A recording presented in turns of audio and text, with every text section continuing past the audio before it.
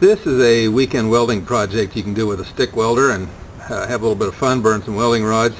This is, in this case, is to protect some water pipes, and it's simply like a table, except it's been made to fit the shape of the water pipes. I've extended this leg back here to protect this part of the water pipes.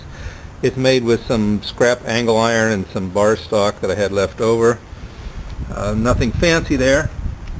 Well, then a cross piece, I've got the usual. I cut up a stainless steel bolt, put it on each of the feet so that it won't rust, and some corner reinforcement here.